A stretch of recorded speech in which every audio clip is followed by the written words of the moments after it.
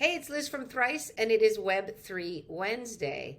And with the World Cup underway, I thought we would cover a little bit what's happening in Web3 and NFTs and look at who might win the NFT match off the field as the World Cup marches on. So, well in advance of the start of the tournament, FIFA, Budweiser, Visa, and many others launched NFTs to commemorate and generate hype and all of that in advance of the tournament.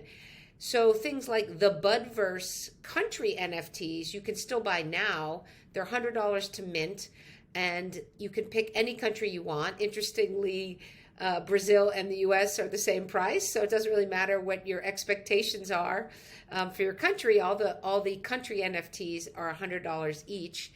And they come with real world swag like a scarf or trading cards. And of course, this is Budweiser, so you get a cup that changes colors when you put your beer in it.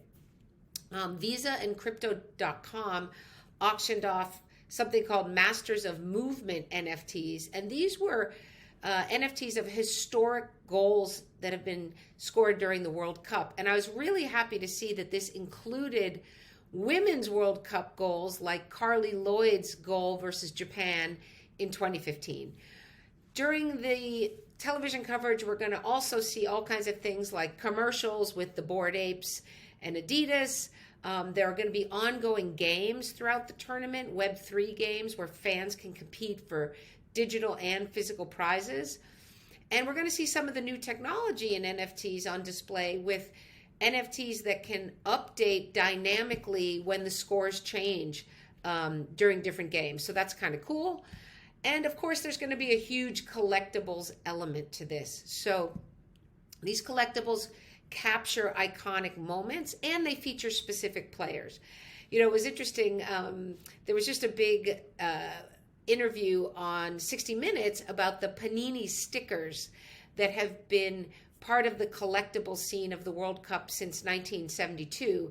And people are sort of wondering now if NFTs might replace some of those stickers. And I think we're going to see, parallel tracks of the digital and real world for quite some time. But NFTs for sure are going to make a bigger and bigger presence in future World Cup matches. And in the meantime, all of the big stars, Messi, Ronaldo, Mbappe, they're using NFTs as trading cards, and there's some serious coin, no pun intended, behind some of these. The Messi limited edition collection sold out well in advance of the World Cup and generated over $3 million on its very first day.